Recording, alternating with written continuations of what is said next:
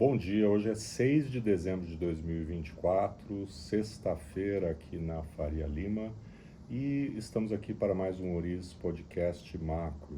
Eu sou Carlos Caval e, como sempre, Marcos Demarque, nosso economista-chefe, nos acompanhando aqui. Tudo bem, Marcão? Tudo certo, Caval. Então vamos lá. Estamos aí nas semanas finais, né, do ano, aí antecedendo o Natal, e os dois grandes eventos que teremos até o final do ano.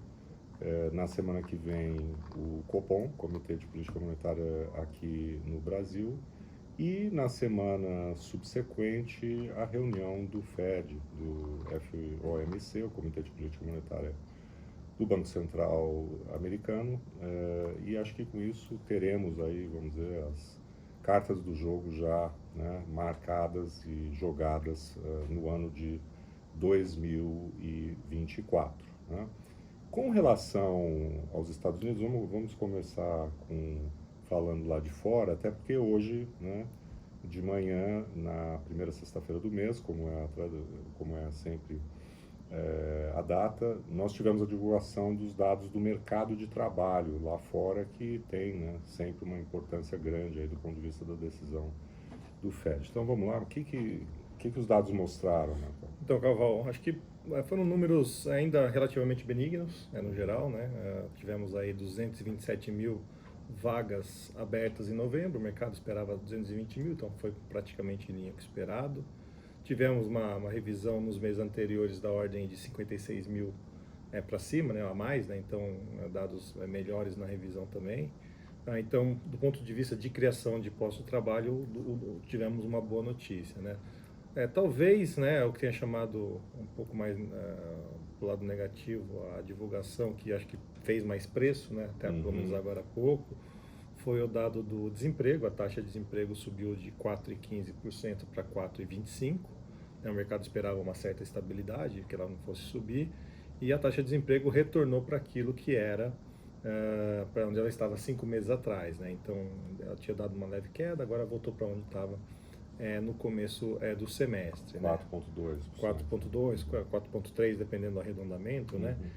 E os salários, né, que é uma outra parte da divulgação, veio praticamente em linha com o esperado, subindo 4% nos últimos 12 meses, era o mesmo número de outubro, então pelo lado do salarial não tivemos grandes novidades em relação à dinâmica aí de variação. E aí, com essa, vamos dizer, falta de surpresa, né, o mercado até deu uma cedida em termos do juro, né, muito pouco até agora, mas enfim, e a reação inicial das bolsas também favorável. Né? A taxa de juros, né, acho que toda a curva de juros americana deu uma cedida após a divulgação do número. Acho que está muito relacionado ao fato, né, da taxa de desemprego ter piorado, uma vez que o FED, quando faz as suas projeções econômicas, ele coloca, para o mercado de trabalho, ele projeta a taxa de desemprego, ele não projeta as contratações, né, as vagas criadas. Né? Então, do ponto de vista de modelagem, é a taxa de desemprego que interessa para o FED. Então, no final das contas, acho que ficou isso pesando sobre o mercado, mas longe de ser de ser um número ruim, foi um número ainda bem positivo, falando 200 e pouco mil empregos por mês. A média móvel de 3 meses das contratações acelerou de 120 para 170 mil. Então, ainda temos uma economia americana bastante resiliente aí. E esse tipo de número, que aliás não mudou muito a precificação do mercado quanto à estratégia do FED nas próximas reuniões, ele continua sugerindo ao FED um processo cauteloso de redução da taxa de juros. Né? Como que isso está no nosso cenário aí para os próximos anos, as próximas reuniões em particular, né? Da semana que vem e para o ano de 2025? Se a gente pegar ao longo das últimas 2 semanas, se a gente olhasse ali reunião a reunião que o mercado estava precificando de probabilidade de corte de juros, estava um negócio bem espaçado, né? O mercado colocando alguns bips na reunião de dezembro, alguns bips na reunião de janeiro, de corte, de março, né? Então assim, não estava muito claro, ou ainda não está muito claro qual será o ritmo de ajuste para baixo da taxa de juros nos Estados Unidos pelo FED, né?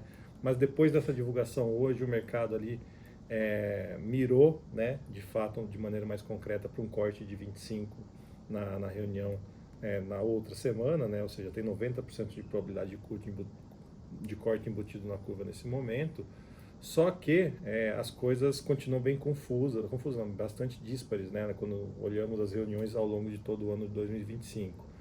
Eu, particularmente, acredito que o mais provável, diante do que a gente sabe hoje, é que o mercado comece a caminhar para aquele cenário de reduções de juros em reuniões que tem a revisão do cenário econômico, o tradicional DOTS, né, que tem as projeções novas do Fed, que acontecem uma vez por trimestre, né, março, junho, setembro e dezembro. Eu acho que o mercado tende a ir nessa direção, começar a intercalar reuniões quando teremos reduções de juros por parte do Fed. E para o final do ano que vem, o mercado está precificando uma taxa de juros levemente abaixo de 4%, ou seja, é muito diferente do que a gente observava, por exemplo, há 2 meses atrás, quando o mercado acreditava que a taxa básica de juros americana poderia cair ali para perto de 3. Então a gente teve um deslocamento importante aí. Mais para o 4. Mais para o 4, exatamente. Perfeito. Vamos então para o Brasil, né? Antecedendo o Copom da semana que vem, a divulgação que impactou bastante o mercado essa semana foi o PIB do terceiro trimestre, né? Foi divulgado, se não me engano, na terça-feira, enfim. Isso. E com uma surpresa positiva em relação à expectativa. E na conjuntura que nós estamos aqui no Brasil, isso até gerou uma precificação, né, de mais juros na curva, né? Quer dizer, normalmente o PIB, quando vem, né, robusto, supera o esperado e tal, ele é visto como um alívio, né, do ponto de vista das contas públicas, porque está mostrando um crescimento que é positivo para a arrecadação, né? Mas a gente está numa situação no Brasil que já há algum tempo, né, da economia crescendo acima do seu potencial e trazendo atrás disso a preocupação da inflação. Começando por esse ponto, antes de detalhar um pouco a divulgação, é exatamente isso, Caval. Você pega, por exemplo, aquilo que nós economistas já vínhamos afirmando, que o hiato do produto era positivo no Brasil, ou seja, que o nosso crescimento estava já acima do potencial, e recentemente o próprio Banco Central fez esse reconhecimento, né? Na hora que você tem mais uma divulgação de PIB, que obviamente é super positivo para o país, isso é inegável, né? Mas a gente tem mais uma confirmação de que a expansão segue no nível aquém do que a economia aguenta, né? E esse aquém do que a economia aguenta significa que pressões inflacionárias continuam se acumulando, né? Acho que essa se a gente fosse condensar todo o raciocínio em cima da divulgação, é isso, né? O PIB subiu 0,9% no terceiro trimestre na comparação com o segundo tri, era esperado uma variação de 0,8%, então foi um pouco acima do esperado, mas lembrando que a gente veio de uma alta de 1,4% no segundo tri e 1,1% no primeiro tri, né? Então são trimestres seguidos de forte ritmo de expansão. Esses números, por exemplo, se a gente traduz da maneira que é mensurado o PIB nos Estados Unidos, a gente está falando de um ritmo anualizado de PIB de 4%, né? Sendo que a gente está, hoje em dia, mirando um PIB potencial no Brasil ao redor de 2%, um pouco mais, um pouco menos, né? Então a gente está falando de uma coisa perto do dobro daquilo que seria o ritmo que a economia aguenta crescer sem estar gerando maiores pressões inflacionárias. E além disso, né, além do PIB, que é uma média, né, está crescendo acima daquilo que o lado da oferta, né, permite, nós estamos vendo que a composição também não é favorável, né? É uma composição muito baseada na demanda doméstica, né? Principalmente o consumo, né? O consumo crescendo muito forte, foi uma expansão de 1,5% no trimestre contra trimestre, vindo de 1,4% no segundo tri e 2,5% no primeiro trimestre, né? Então, acho que aqui vai ficando claro também, Caval, aquilo que a gente tem de maneira recorrente aqui falado, né? Que a ideia das transferências, né, feitas pelo governo ao longo dos últimos 2 anos, né, para a sociedade, né, acaba impulsionando demasiadamente o consumo E acho que a tradução disso a gente pode ver nesse tipo de indicador aqui. Uhum. E em que pese que tivemos, né, até do ponto de vista da leitura do terceiro TRI, dados favoráveis de investimento, né, quer dizer, foi um crescimento aí generalizado, né, embora com a subtração vindo aí de importações e tudo mais, né, que estão crescendo, nós temos visto, né, o ritmo do consumo muito mais vigoroso do que o ritmo do investimento. E os dados, Marcos, né, que você citou da expansão do consumo medido pelo PIB esse ano, eles são bem mais fortes dos que ocorreram em 2023. Né? Então, a gente está tendo uma aceleração do consumo em meio a um processo de elevação de juros, exatamente pelo impacto inflacionário que isso está tendo. E esse PIB mostrou que esse impulso do consumo ele ainda não se esgotou, o que é uma preocupação do ponto de vista da política monetária e dos efeitos, né, que isso tem, não só sobre a inflação, como sobre a balança comercial, enfim, a balança de pagamentos pelo aumento aí muito forte que a gente tem observado das importações. É aquilo, né, Caval, que a gente tem também batido na tecla, né, a gente tem a imprensa, nós mesmos economistas debruçados em cima sobre a história do fiscal, do pacote de contenção de gastos, né, mas tem algo anterior a isso, né, que a gente já está observando e que é de muita relevância para a decisão de juros, né, uma economia aquecida, mais aquecida do que ela aguenta, né. E só um aspecto, Caval, que eu estava olhando esses dias aqui para trazer um pouco, né, que muita gente fala que a economia está crescendo acima do potencial, né, e produtividade baixa no Brasil é uma outra faceta disso. Eu estava fazendo algumas medições. O Brasil e os Estados Unidos, da pandemia para cá, do início da pandemia para cá, eles cresceram, os dois países cresceram mais ou menos a mesma coisa, perto de 12% no acumulado de todo o período aí. Só que o que acontece? A hora que a gente faz o cálculo, para cada emprego a mais gerado no Brasil, a gente gerou, para cada 1% a mais de emprego no Brasil, a gente gerou 1,5% de PIB, de crescimento. Nos Estados Unidos, para cada 1% de aumento do nível de emprego, você gerou 6% de PIB. Né? Então,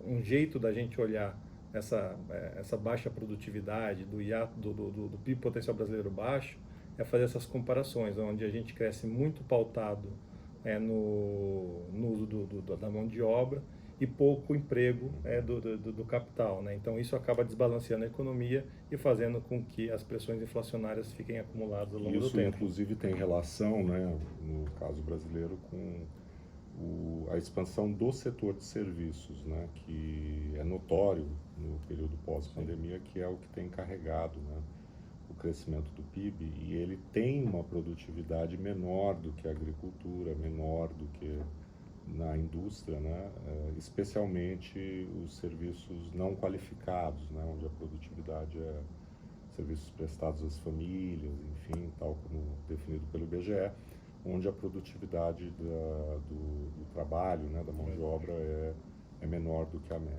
Né? Sim. E aí, né, Caval, como que pensar reunião do Copom semana que vem diante desses fatores, né, se somando, né, ao que a gente teve de notícia pelo lado do fiscal aí nas últimas semanas? Uhum. Então, há uma divisão, né, dentro da previsão dos economistas com relação à reunião do dia 11, né, na semana que vem, com muitas casas, né, elevando, né, a expectativa para uma alta de 1 ponto percentual, né, 100 pontos base. Né. Não foi o nosso caso e o consenso, né, tal como medido por broadcast e outros, está nos 75. Né. Eu particularmente acho que do ponto de vista da deterioração das expectativas de inflação, né, nós temos motivos sim para que ele não só elevasse o ritmo, né, em relação aos 50 da última reunião para 75, mas até, vamos dizer, dobrasse para o 1 ponto percentual. Né. Julgamos, no entanto, que essa não é a estratégia que o Banco Central vai adotar nesse momento, né? Então apostamos no 75, mas o que acho que é interessante é entender o quanto que o quadro inflacionário, né, sobre o qual o Copom se debruçará na semana que vem, o quanto ele piorou em relação à última reunião, né? É, se a gente pegar, eu fiz esse exercício, né? Você pegar o comunicado da última reunião, né? E ver o que mudou objetivamente de lá para cá, né? Tudo se deteriorou, tudo se deteriorou, né? Expectativas de inflação, por exemplo, pegando no momento da reunião, os economistas colocavam a inflação para o ano de 24, está se encerrando em 4,6, foi para 4,7, mas para 24, 25, os economistas esperavam a inflação de 4, já está em 4,4. As expectativas para 2026, né, que estavam em 3,60, né, já estão ali quase no 3,80. Então você teve um quadro de piora generalizada nas expectativas. E o ponto importante, mesmo com o movimento dos economistas e do mercado revisando significativamente a Selic, né? Então tem implicitamente um recado de que mesmo com taxas maiores de juros, não teremos aí no horizonte de 2 anos e meio, na opinião dos economistas do mercado, uma convergência da inflação para a meta. Eu acho que isso que vai ficando mais claro para a gente, né?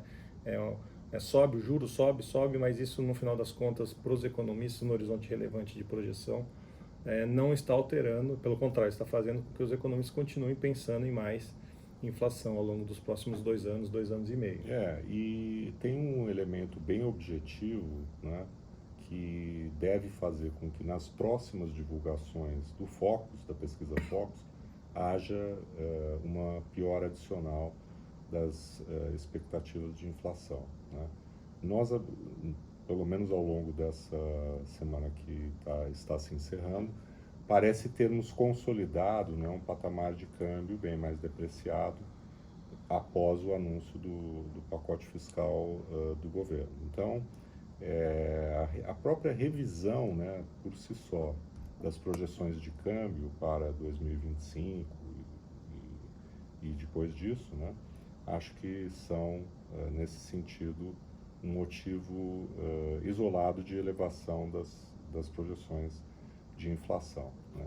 E, além disso, né, o próprio PIB demonstrou que não há, né, até aqui, pelo menos até o terceiro trimestre, sinal de arrefecimento, né, da economia. O quarto TRI, eu vi algumas projeções falando em números menores do que o 0,9 do terceiro, mas 0,5, 0,6, quer dizer, não é que a economia, né, vai dar uma estacionada, né, nesse final de ano, pelo menos nas previsões que foram divulgadas até aqui, né? Então, temos essa pressão vinda do nível de atividade, do mercado de trabalho, como falamos, e temos agora também a diagonal ali própria correndo por fora em termos da parte de preços industriais, que também vai começar a pesar nas expectativas futuras. E por último, né, vale relembrar, né, que a decisão do governo de aumento da isenção do IR, né, para R$ 5.000, que deverá, né, incidir a partir de 2026, ela é inflacionária no sentido de estimular consumo, né, no ano eleitoral, e justamente 2026 passará a ser, né, ao longo do primeiro semestre de 2025, o horizonte relevante da atuação do Banco Central. Então, de fato, né, o novo presidente, né, a partir de janeiro, Gabriel Galípolo, vai ter um desafio bastante grande, né, com a nova equipe e novos diretores que tomam posse com ele. Gostaria, inclusive, de dizer que tive a oportunidade de trabalhar no início da minha carreira no mercado financeiro com o diretor que foi indicado para a vaga exatamente da diretoria onde está hoje Gabriel Galípolo, Newton Davi. É um profissional extremamente competente, acho que foi uma escolha muito feliz, né, do presidente Gabriel Galípolo, enfim, e acho que vai ajudá-lo muito num ano que promete ser bastante desafiador. Sim, acho que no ano que está se encerrando e que vai começar logo mais, né, o que não vai faltar é emoção pelo lado econômico e político, né, Paulo? Sem dúvida. Então, ficamos por aqui. Na semana que vem voltamos aí, né, pós-Copom, pré-Fed, e para todas aquelas e aqueles que nos ouvem, muito obrigado e um ótimo fim de semana. Até uma próxima.